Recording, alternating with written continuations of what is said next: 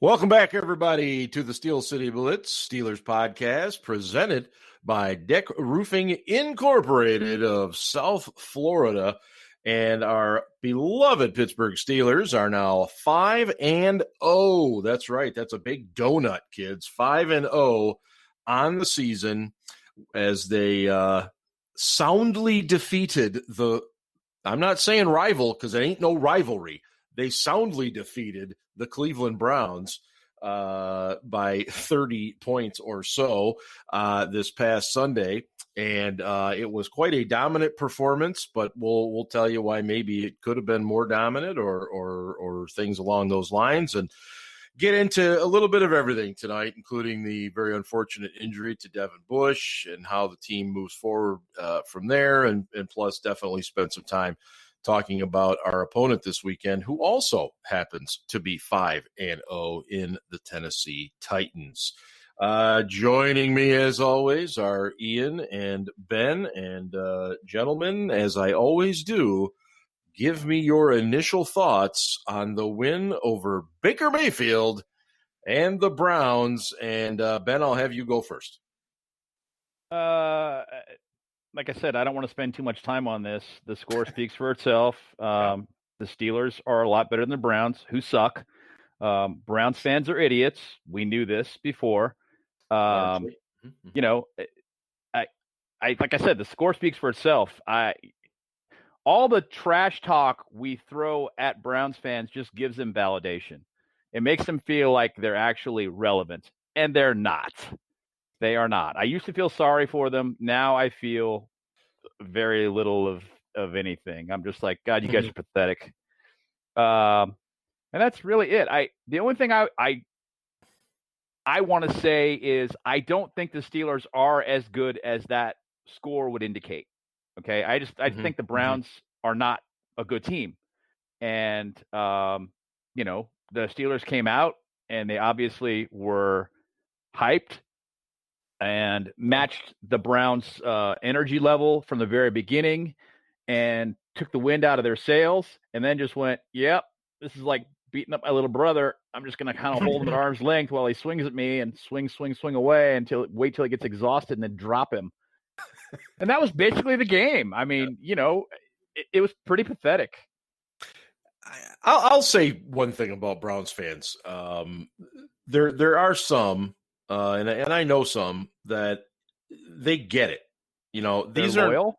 Well, they're yes, but they are loyal, and I do. I personally respect the fact that these folks every year they prepare, they plan for their team to be good, and they just and they're not. But they're not the type that have to get on social media and thump their chest and tell you how awesome the Browns are, and the Browns are going to kick your ass this week. They understand. You can't start talking that way until your team actually does it on a much more regular basis in this rivalry and lack thereof. And that, so I do appreciate that part. But by and large, it was a rivalry in the 90s. It was the best rivalry in the NFL until Art Modell moved him to Baltimore. Modell was an asshole and moved it to. Yeah. I mean, I hated it when he moved him to Baltimore. I hated it. Yeah. But you know, it is what it is, man. That team moved to Baltimore, and we hate their guts. Yeah, and that team went on to win a Super Bowl a couple years later. But I digress. There's that. Ian, what were your initial reactions from the thumping of the Browns? So it was some great vindication as someone who spends a lot of time on Twitter. I was a little worried going into the game. You know, I said on the podcast last week, this was a big game for the sanity of Steelers fans everywhere. And I said last week that I was a little bit worried that in games like this before, that was essentially Cleveland's Super Bowl, and they've come out with all the intensity in the world, and we've treated it like just another game, that we've been out-focused in games like that. That was not the case at all. The Steelers were focused. They were more intense than the Browns were and more physical than them. As my dad, who is 70 years old, put it after the game, I'm glad we beat the shit out of that ignorant prick Mayfield. Wow, your dad talks like that? He worked in a steel mill for 33 years. He's the man. Okay, well, that's great. I'm just surprised because you don't. That's all. So it sounds like something I would say. It's beautiful. Yeah, it is beautiful, so but it sounds like something I would say, not something Ian would say. Right. That sums up the game pretty perfectly. If you would have told me before the game that Ben Roethlisberger was going to only throw for 162 yards, I would have been worried as heck. But this was, the defensive touchdown with Minka aside, huge, obviously. And we'd actually talked about that a couple weeks before that, Mark, you had asked the question of, are we worried at all about Minka's performance? He's not making big plays, things like that. And I think Ben and I both pointed out that the Steelers were using him a lot more in those kind of robber situations. The quarterbacks were just throwing the ball away from him. And Baker Mayfield, the arrogant prick that he is, just threw the ball right to him. And to make his credit, he made a great play undercutting the route and everything and took it to the house. Did you watch that play? It looked to me like he knew it was coming before. Well before it was thrown. Like he ran over. He was like, okay, it's coming here. And there it is. Boom. Yep. Back to the house. That's a film study thing too. Yes. Exactly. Absolutely. Yeah. There was a play last year that Minka made on Cooper Kupp against the Rams that the Rams only run once before the whole season, like 6 weeks prior to that game, and Minka blew it up coming from the far side of the field it was like a shallow crossing route off a trips pattern on the 3rd and goal, I think. Minka's a film junkie, and he finds those things, and it was only a matter of time before he was going to make a play, and it was great to see. Yeah. But what I was getting at was this was almost like an old school Bill Cowher kind of game plan where you threw to take the lead in the first half, and then you just ran the ball to grind out the clock and preserve the lead in the second half. And it was all around great to see. It was great celebrating on Twitter. Sunday night was basically the equivalent of a Harlem Globetrotters game with everyone dunking on the Browns. And Monday was enjoyable, but after Monday, it was like, all right, we beat them. We served them their medicine on Twitter. Now it's on to the Titans. And really from Tuesday on, it's kind of been all focused on the Titans. And we put the Browns game behind us. We put a bow on it. And, we'll see them again in a few weeks. And, but we, as Ben said, put them in their place. Yeah, absolutely. And I'm kind of laughing about your father and his comments still. Ben Roethlisberger said it, in the postgame. What you were just mentioning is that it felt like a Bill Cowher offense. Now, I don't feel like that's what this team is headed for. I wouldn't necessarily mind it if the defense held everybody to 7 points and we ran the ball for over 140, 150 yards. I think it would be great. But put up 38 points every game. Exactly. But that said, I don't think this was any sort of a referendum on Ben or anything like that to say, oh, geez, maybe he can't throw for big yards anymore. He didn't need to throw for big yards. No, he stopped throwing, and he had a few drops in the first half. Yeah.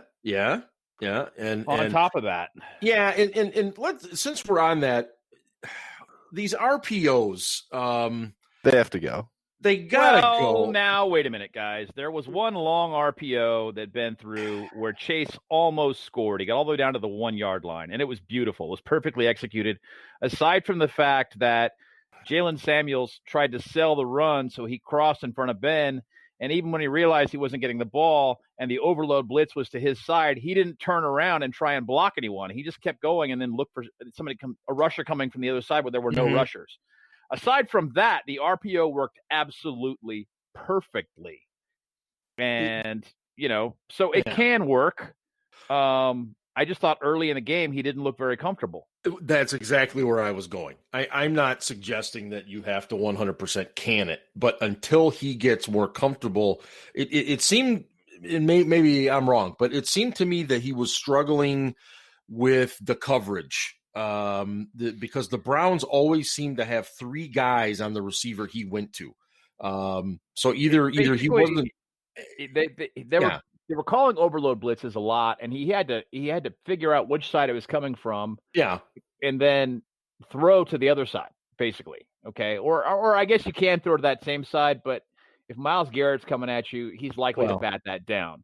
Yeah. So throwing to the other side is a safer bet.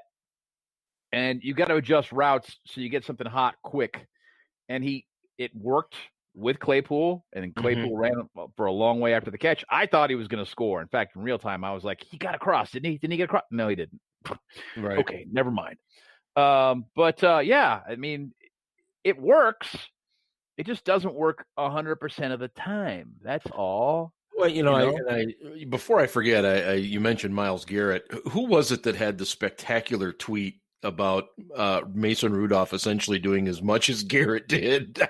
Was it Colin Dunlap? Somebody it was Dunlap. Yeah.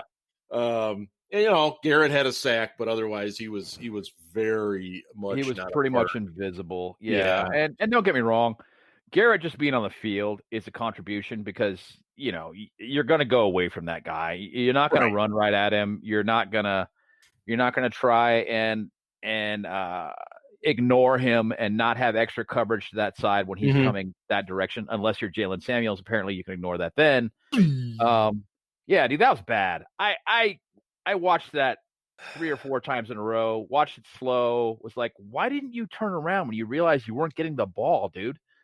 They knew you weren't getting the ball. Why didn't you turn around and try and block someone? At least take the DB out. Anyway. He's been in the doghouse before. Do you get the feeling he's headed for that again? I get the feeling he's headed out of the league. Which is a surprise to me because when he was a rookie, he showed so much promise as like this Swiss Army knife that was going to be this guy who did a whole bunch of things pretty well. Nothing spectacularly, but a whole bunch of things pretty well.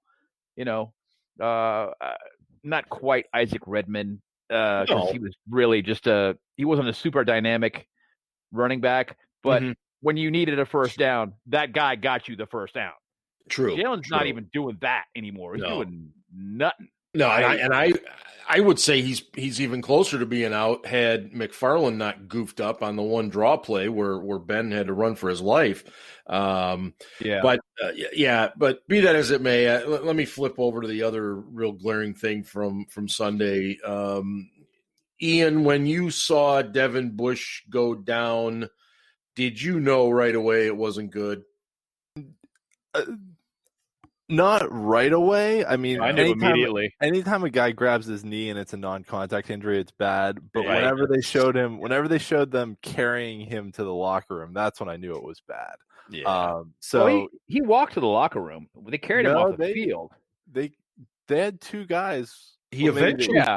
They carried him. I thought, didn't he? No. They carried him off the field, and he went into the tent, and then he walked off the field on his own power. And I was like, okay, well, that's encouraging, but it doesn't necessarily mean he didn't tear his ACL or PCL. Yeah. And then you hear the news he tore his ACL. Which it was the only thing that surprised me about it was it happened on grass. You just don't see guys twist and tear ACLs on grass very often, and it happened on grass, so it can happen. You got to wonder if he didn't already have maybe a little tear in there to begin with, and it just finished it off.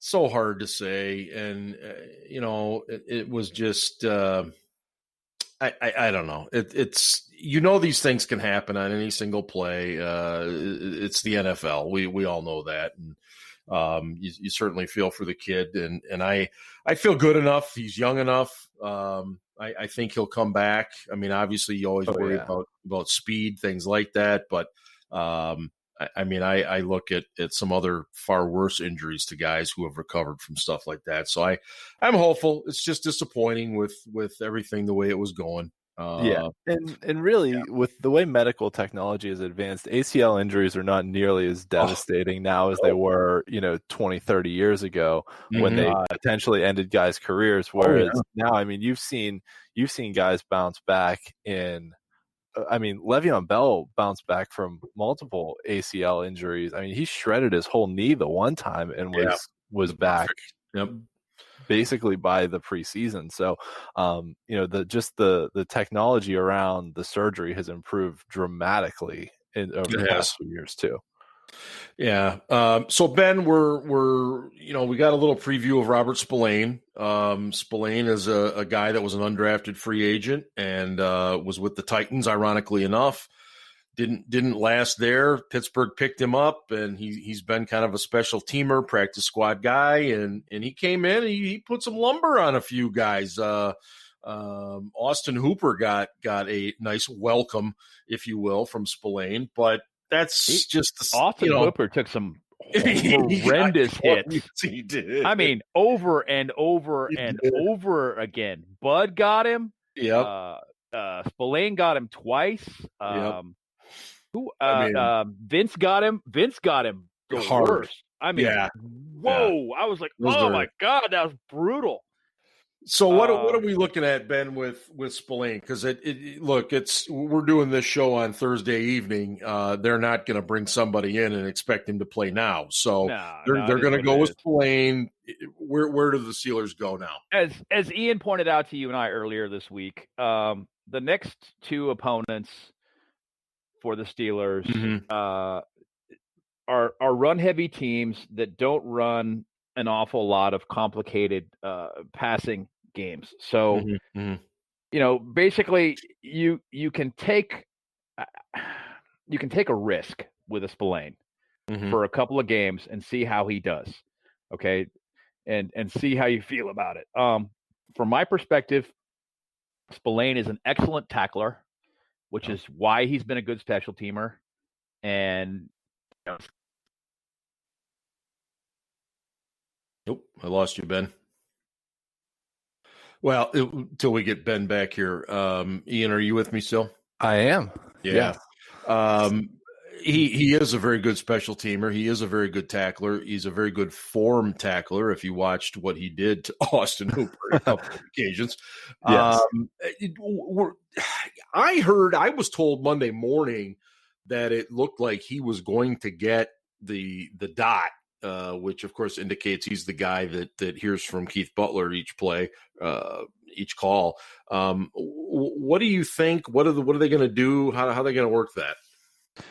If he gets the dot, then he more or less is going to be out there pretty much every play because Devin Bush was out there every play.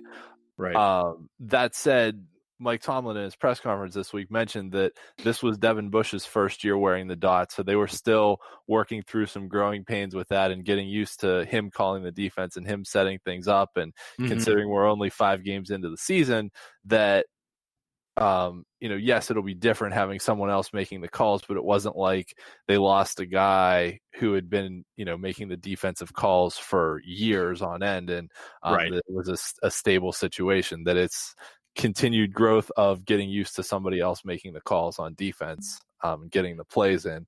So I think Ben stole my thunder a little bit that Tennessee has a very run-heavy attack. Tennessee does like to use the play-action game. They have a very good tight end in Jonnu Smith, who's injured this week, been on the injury report, kind of questionable for this week.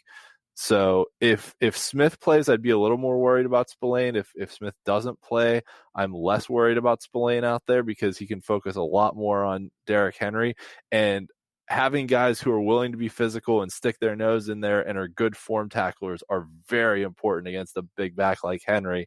Baltimore's offense is a little bit of a different animal just because of how their running game works with the option attack, and you have to be gap sound and all that. We'll talk about that next week before the Ravens game. But I feel good about the 2-week experiment of Robert Spillane just to see, because we don't have a team. It's not like Kansas City's coming in here that's going to throw the ball over the yard and run different sets and different formations and a lot of pre-snap motion.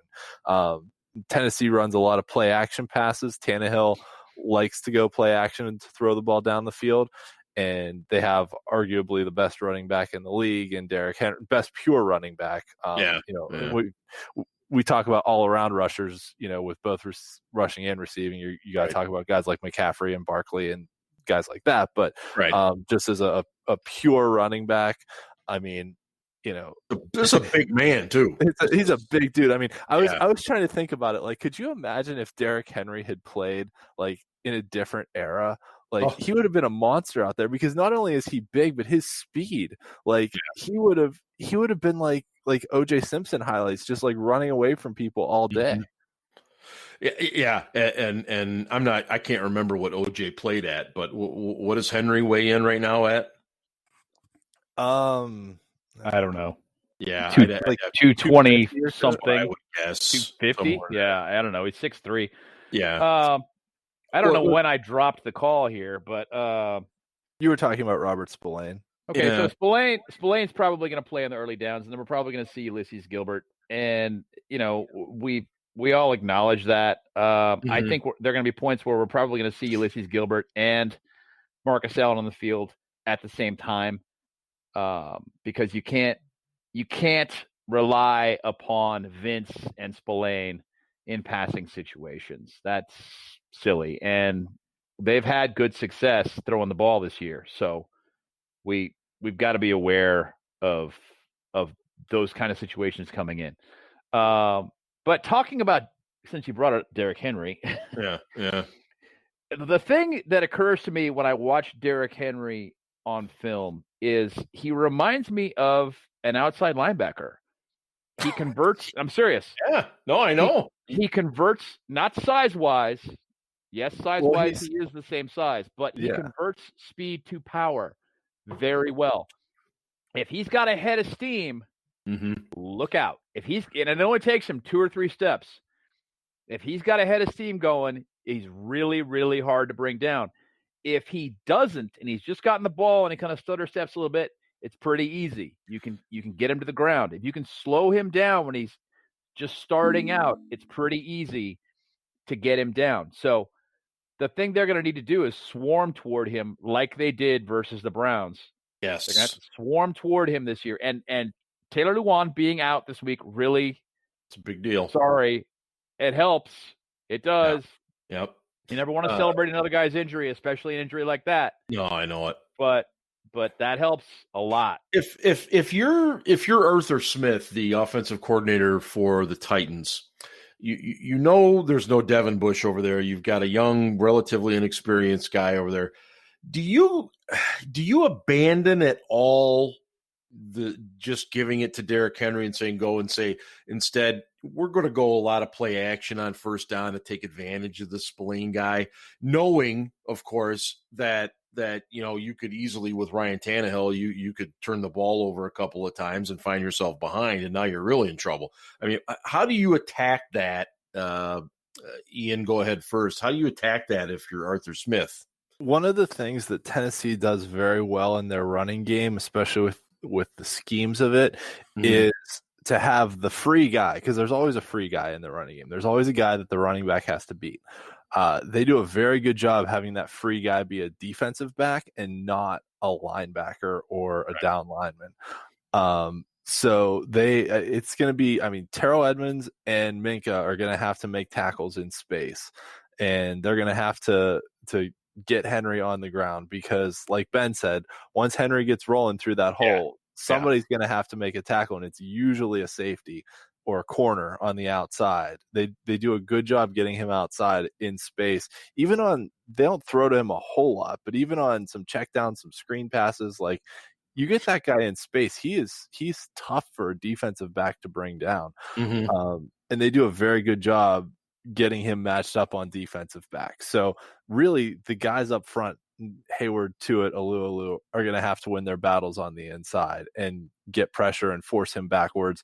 And the guy, whoever has backside contain, whether it be TJ or Bud, is going to have to crash down the line hard to make sure there's no cutback lane, which they struggled with that early in the season, especially early in the game against Denver. Those cutback lanes were wide open, but they've shored it up a lot better since then with the backside contain. The good news this week and overall is the fact that, of course, the Steelers lead the league in tackles for loss. And, Ben, you pointed this out this week, and then I kind of ran with it in one of the quick hitters pieces. They've got 42 tackles for loss. They have 12 different guys that have at least one. Derrick Henry's the kind of guy you have to get him before he gets going, because once he gets going, forget it, right? Yeah. I mean, you're basically once he gets going, like I said, Yep. Derrick Henry can do what I thought Jarvis Jones was going to be able to do when they drafted him. He can fire off with the ball in his hands. He can get 2 or 3 steps going. And then when someone tries to tackle him, he can convert all that speed to power. And if he gets ahead of steam in the defensive backfield, look out. Look out. He is very tough to bring down. Very, very tough to bring down. Joe Hayden or Steven Nelson, one-on-one, he's just going to run him over. Yeah. Well, speaking of big dudes, I mean, A.J. Brown's a big dude, too, on the outside. That's going to be a tough coverage assignment for whoever's on him, too. He's a big guy. Corey Davis is not quite as big and physical, but he's a tall guy. And then, of course, you mentioned Jonnu Smith, who's not quite 100%, even if he plays. But man, I like the way they use him, and he's been a threat in the passing game all year as well. If you're the Titans OC, don't you just run the ball to establish the run and then use play action? I mean, that's what I would do. That's what they've done since Tannehill came in. And I ran some numbers this week with Derrick Henry has been so much better since Tannehill took over the starting job. I mean, you look at counting playoff games, Henry and Tannehill have been together for 17 games now. And if you look at the 17 games prior, Henry's attempts are up about 7 per game. His yards are up about 45 yards per game, and his yards per attempt are up about a half yard per attempt, which is crazy to think about just the different quarterback. But Tannehill brought something that Marcus Mariota just couldn't bring to Tennessee. Mariota at times was a really efficient passer, but he couldn't throw the ball down the field. And Tannehill has the arm strength and the willingness, especially off play action, to push it down the field. And it's really been the perfect marriage with a power back and a quarterback who can throw off play action down the field. It's a tough offense to slow down. How important is it for the Steelers, Ben, on Sunday to get a lead? I mean, I know it's always important, but it seems to me it's important here because you want to force Tennessee to get out of their comfort zone offensively. Yeah, don't you? I mean, you're not going to, though. I think this defense is good enough that they're going to restrict the Steelers' offense. I don't think it's going to be a simple game, even with a healthy Deontay Johnson, which is going to be a huge help. Big help. Let's be frank. I don't think it's going to be simple. No. You know, it's gonna. Yeah, I mean, this should be on paper a really good game. I think that the Steelers' defense relative to the Titans' defense is stronger versus their opponent, and I think that's at the end of the day is going to be the difference. But if you could, you'd like to get up a couple of scores early. Yes, to force them out of their game plan. And if you can do that, it makes it a lot easier on your defense. But I don't think you're going to be able to do that. I'm not looking for that to happen. And if it does, I'll be surprised very pleasantly, but I'll be surprised. It is interesting. So to Ben's point. Yeah, go ahead, Ian. Speaking of running numbers, Tennessee's defense has actually been pretty bad this year. From a pure raw numbers standpoint. Yeah. So overall defense is based on total yards. They're 26th in total defense. They're 28th in pass defense and 26th in run defense. Yeah, they match up very well versus the Steelers. And they're giving up over 25 points a game too. Mm-hmm. And they're scoring a ton of points. Yeah. Yes. Who's running a political commercial right now? Yeah. What the hell? I have no idea. Did you guys hear that too? Yeah. Yes. Okay, I thought it was just something on like my computer on my headphones. That's so weird. It's the Russians. I knew it. Now they're infiltrating podcasts. You know, it was only a matter of time. Okay, we can edit that part out, right? Yeah, probably. But I think talking about it's probably more fun. Okay. So okay, let's flip it over. You're Randy Fiechner here, Ben. What are you looking to get done with your offense this week? I mean, obviously Deontay Johnson looks like he's going to be a go. He practiced yesterday, was a full go. I think he was a full go today. So what do you do against this Tennessee defense, which, as Ian pointed out, statistically hasn't been great, but is doing enough to help the team win? I look to move the ball with the run in the short passing game. Lots of misdirection, more than we've seen the last couple of weeks, which is quite a bit for the Steelers. They actually have been using the exotic motion that they've talked about for the last 2 weeks. Right. And there are a lot of things they can do that they have not done. They can throw off the motion and really confuse defenses. I'd like to see that. I don't necessarily know that it's going to happen this week, but it would be nice to see them set some things up and just make defenses guess as to what is going to happen. So I try and do something along those lines. As Ben put it a couple of weeks ago, throw the kitchen sink at them and really make them wonder what's going to happen. And well, in that vein, they've gotten the tight ends involved quite a bit, in particular Ebron. Keeping those guys involved would be a positive versus this team, I think, as they match up. Do you expect to see, just since you're talking about the motion, do you think we're due to see something off of the jet motion with Chase Claypool, who now has he's run that play several times for both first downs and touchdowns? You got to figure something's coming off that, don't you? Yeah, I do. And I expect a fake at some point or a double reverse where, Claypool's coming in, gets the ball and hands it off to somebody else. And that guy goes for a long distance run on the other side. Yeah. And the defense is still chasing Claypool for just a few steps too long, Yeah. That would be ideal in this.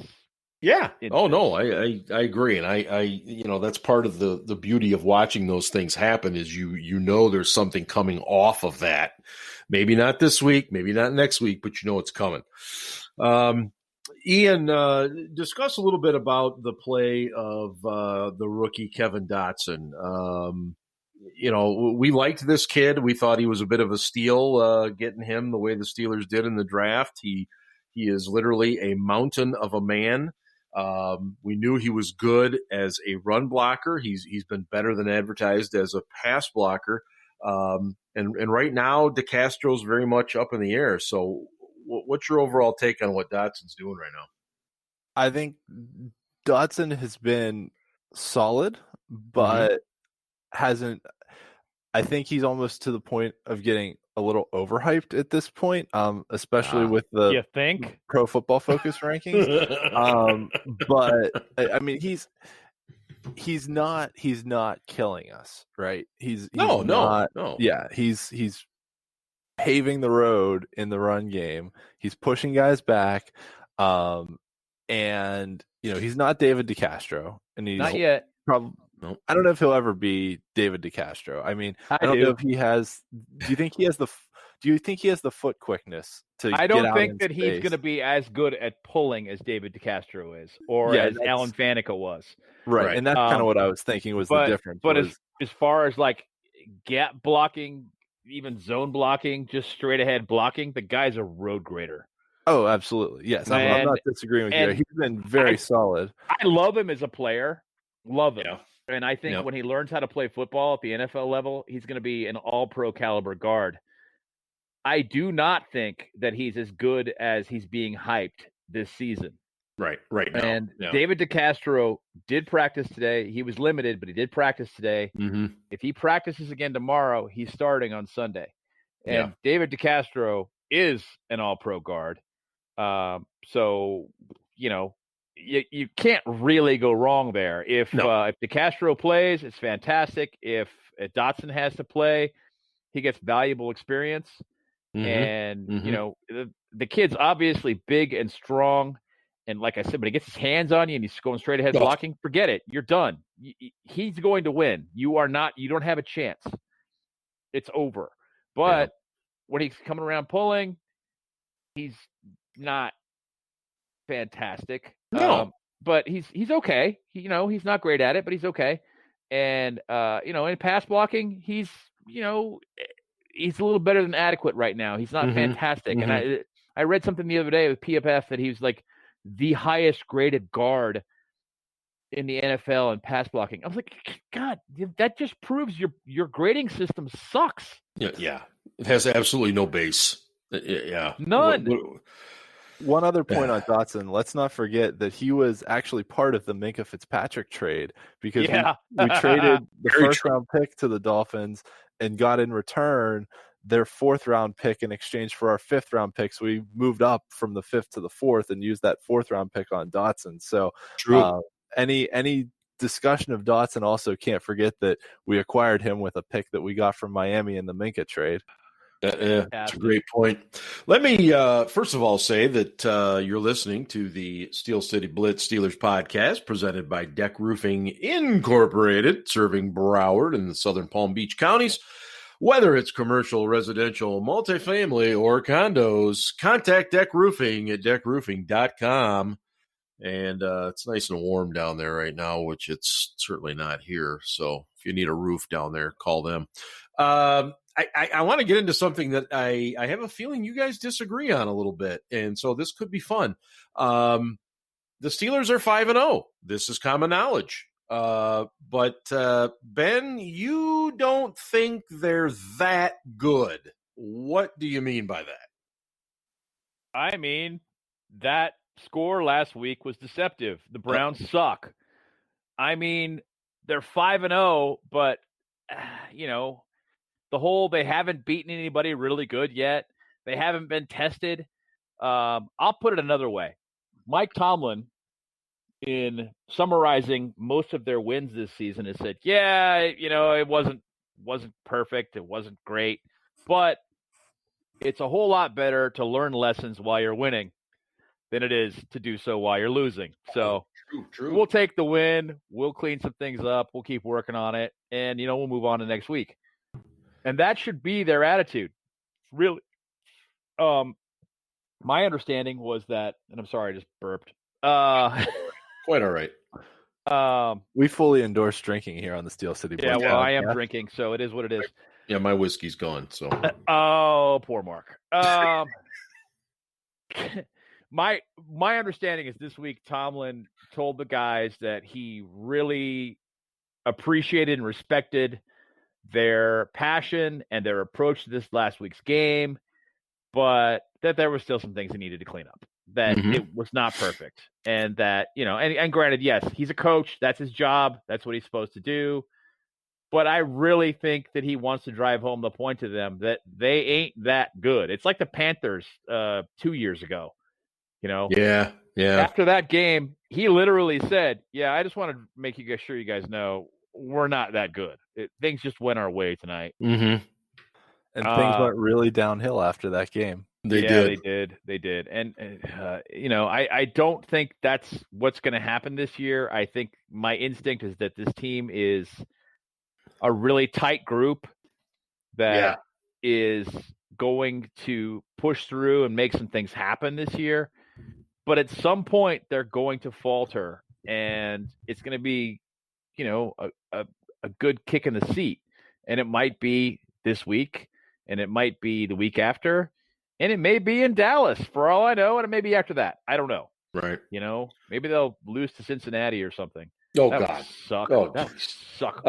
So, fierce. Ian, you tend to believe the opposite. Explain your position on why they're maybe better than we think they are. Okay, so despite the fact that Cleveland is the only team with close to a winning record that they beat, and Cleveland, as we've talked about, was a bunch of fakers and wasn't actually that good. They suck. They do, in fact, suck. And I said that last week. I said the secret of Baker Mayfield is that he actually sucks, and if you make him try and beat you, he can't. And we Is that saw a secret? Well, it sure ain't no more. People seem to think that the Browns are like the next big thing, and they've thought that since the Browns went 1-31 and tanked to get Baker Mayfield. Can you imagine tanking and this is the guy you got? Wow, that's awful. Okay. At any rate, back to the main point. I'm done dunking on the Browns. Right. The main point here is if you run the numbers and look at the averages of the teams we face. So if you say, the teams we faced are scoring an average of 27 points a game, and the Steelers have given up an average of 18 points a game. Mm-hmm. So we are essentially holding our opponents to 84% of their normal average of what they would score.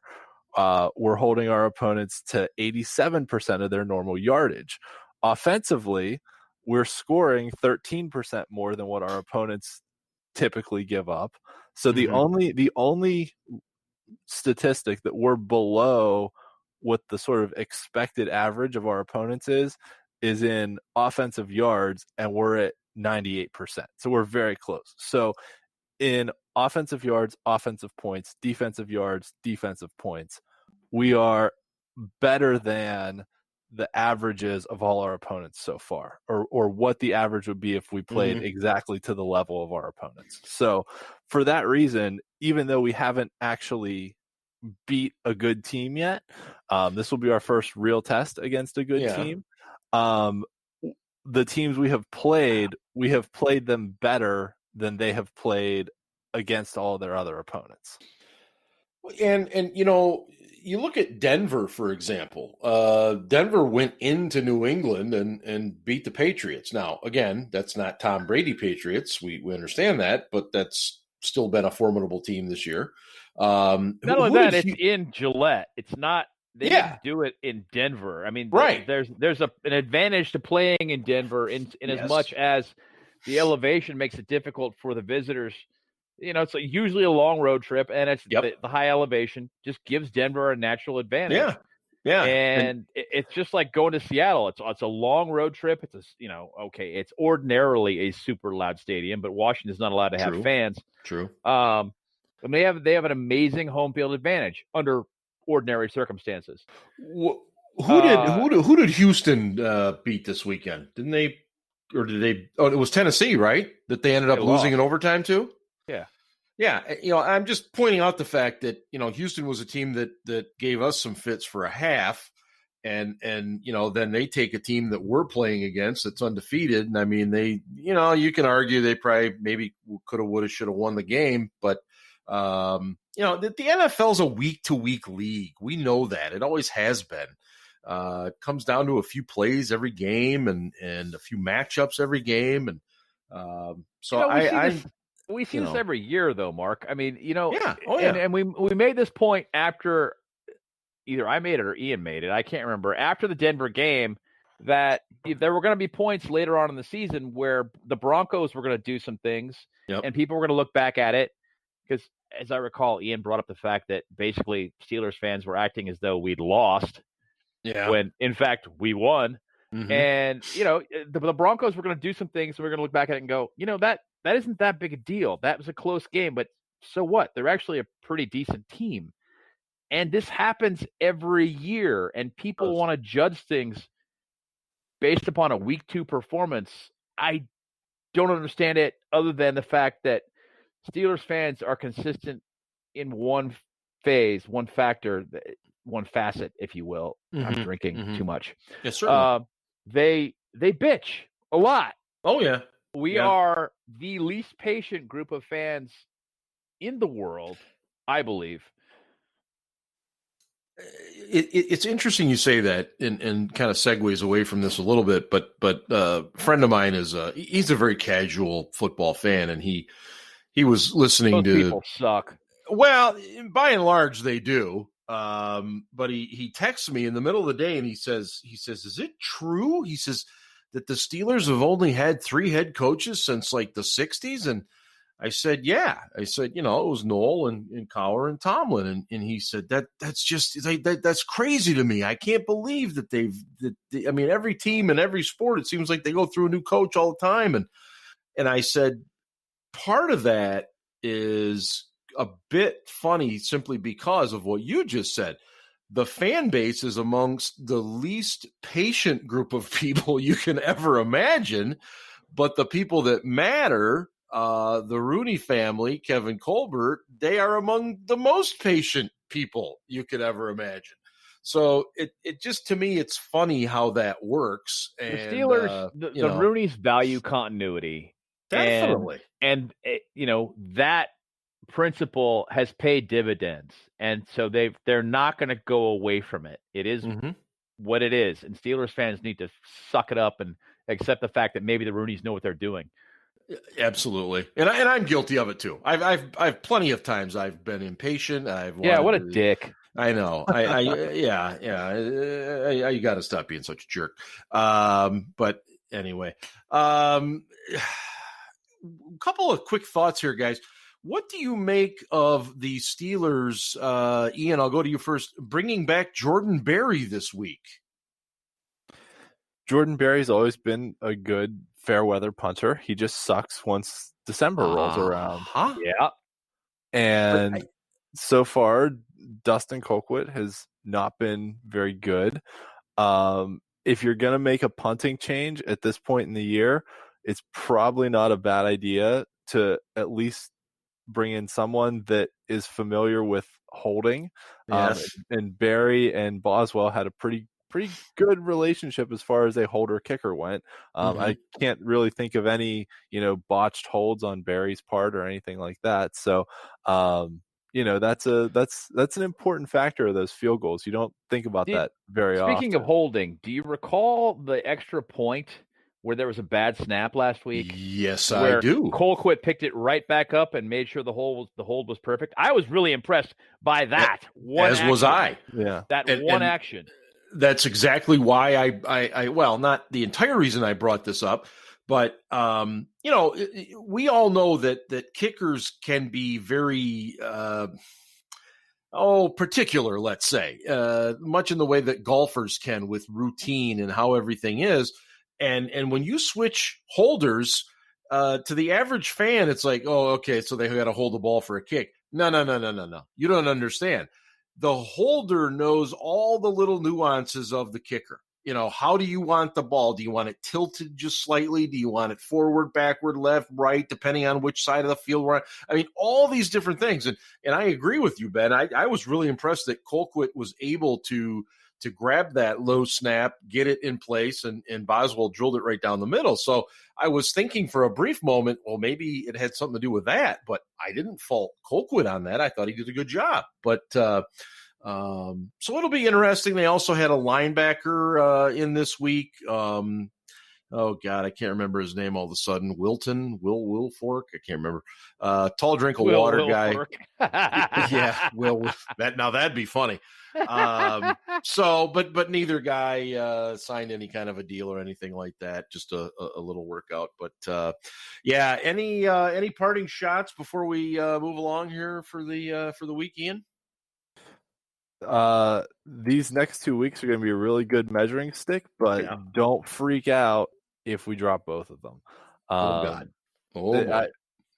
We're 5-0. Yeah. I don't think anyone expected us to be 5-0 at this point in the year. So, if we get to the halfway point and we're 6-2, that's perfectly fine. There's nothing at all wrong with that. That's actually really damn good. We referenced it already tonight. The complexion of the league changes every 3 to 4 weeks, basically. Yep. You can break the season down into quarters, and injuries make a big difference in that. Just who you play in your schedule makes a big difference in that. Coming into the year, we thought the beginning of the season was going to be, other than the Giants, relatively tough. I mean, you had a Denver team that was 7-9 last year. You had an Eagles team that made the playoffs last year and looked like the best team in the NFC East. Granted, they had some injuries. And then you had a Houston team that had won a couple division titles and had a good quarterback in Deshaun Watson. So, but as it worked out, the first 4 weeks were against teams that are garbage this year. And, now it's the middle 4 weeks where we had a Cleveland team that was 4-1. Now we've got a 5-0 Tennessee team, and next week we'll more or less likely have a 1-loss Ravens team. So or we will, because they're on the bye. Yes, yeah. So, and you have to face a Harbaugh team coming off a bye is never really a good situation either. It sucks. Yeah. So don't freak out. It's okay. But if we win this game, we're in really, really good position too. And look at a team like Buffalo. Buffalo was all the talk of the league. They started 4-0. They were talking about Josh Allen being an MVP candidate, and they've really come back to earth the last 2 weeks. They've played good teams. So, you really, to have success in this league, you want to beat the teams you're supposed to beat. And then, if you can split against the good teams, you'll be in pretty good shape. And, this is a game that's going to battle test us both offensively and defensively. And it's going to be a game that will prepare us for the playoffs down the road. If we lose it, fine. But we'll be prepared. And sometimes, honestly, this is going to sound a little radical, but sometimes losses are okay. Sometimes losses teach you things. I know what you mean. Winning can't teach you. Yeah. I know I get your consternation from both of you for being a Duke basketball fan. But, Dick, that's really, I mean, they're the Dallas Cowboys of the NCAA. Okay, but the Yankees. Okay, hear me out here though. Duke is known, especially early in the conference play season, for losing road games to inferior teams. But what Coach K does, because he is a very good coach, is he uses that as a learning experience for his players and says, hey, this is the stuff you're going to have to face. These are the mistakes we made that caused us to lose this game. And some of those things you just can't teach when you're winning games because you're not making fatal mistakes. There's a big difference when you start making fatal mistakes that cost you games, to use them as a learning experience to teach your guys, hey, let's not do this shit anymore. And it helps you down the line, especially in the postseason. Think back to our last Super Bowl team, the 2008 Steelers. They went into Tennessee and got killed by the Titans. 31-14. Yeah, they got physically manhandled by that team. And fortunately, as luck would have it, some Titans players decided to stomp on the terrible towel after the game. Yep. And it all worked out for us.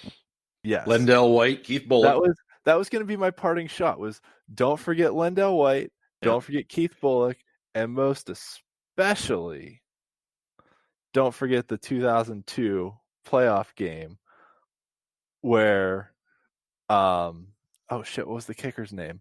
We got the second chance. Yeah, we got the second chance. Roughing the kicker call. The kicker call. Yeah, or running into the kicker call. Yeah. Dwayne Washington. Wasn't that Dwayne Washington? Yeah. Yes. What was his name?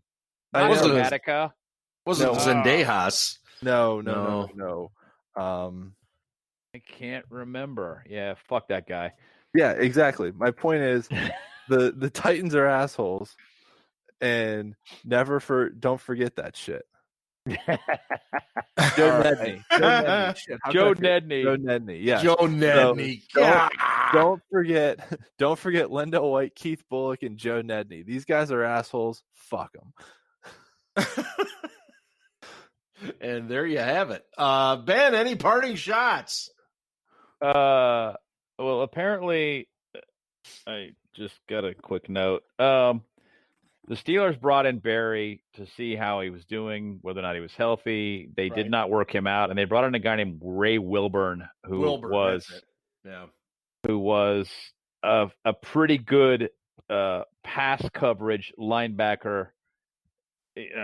Back in the day at Ball State. I don't understand how they identified this guy, but they didn't even work him out either. I tend to wonder, and I asked, but I didn't get a response, as to whether or not they did any COVID testing on these guys, and they aren't just looking to add bodies, because everybody's got to pass the COVID testing and quarantine or whatever before they come in. They've got to pass COVID protocol. So remember, the Steelers have a punter on the practice squad along with Colquitt, and they just brought in Barry for a visit, basically putting Colquitt on notice. Hey man, you got to do better, because we're looking at possibilities here, and we're gonna, basically lay the groundwork now. If this guy can pass all of the COVID protocols and you punt poorly on Sunday, we may go another direction. That's my take. Yeah. Although I didn't get a definite response on whether or not they tested Barry for COVID. Other than that, again, Browns fans are just douchebags on Twitter. I don't understand that. I don't get it. You would think that you'd be a little more humble after getting your ass kicked for 2 decades, but no, they can't. You got the one guy who's going, yeah, the Steelers finally lose to the Browns in Pittsburgh. I hope Baker goes out to midfield and shotguns a beer. Why would you hope that your starting quarterback makes a complete ass of himself on national TV? What the hell is wrong with you? Well, he already does in those stupid Hulu commercials, so he's got that going for him. There's that. Yeah. He's not turning down the cash because he's basically thinking to himself, I'm not going to get a 5th-year option, so I need to make as much money as I can now. Getting's good. By the same token, let's be honest. Getting a starting caliber quarterbacks in the NFL are few and far between. It ain't easy. Yeah. There are only 32 of those jobs, and there aren't even 32 starting caliber NFL quarterbacks in the world. So if you're one of those guys, you're pretty damn elite. The Kirk Cousins of the world. What's that guy made? $200 million? Unbelievable. And he's very, very average as starters go. Very much so. Really is. So, it is what it is. There's a scarcity there. Yeah. So that's really it. Scores, predictions? Yeah, I was just going to say, let's get those predictions. Ian, what do you got for this Sunday as the Steelers will be at Nissan Stadium in Nashville, Tennessee at 1 p.m. Eastern? Your prediction for this Week 7 game? Oh, boy. So the one thing I didn't talk about was we're playing this game in Central Time and not in Eastern Time. And we're true. Got to bring that shit up. Yeah, I know. First trip out of the Eastern Time Zone this year. Yep. First of a couple. We got to go to Dallas as well. I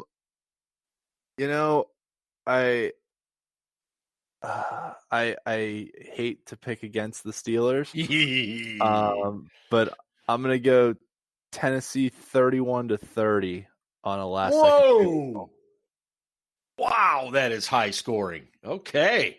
Ben, the ball is in your court. What do you got? Steelers cover because Tennessee is favored by 1. I saw that now. Yeah.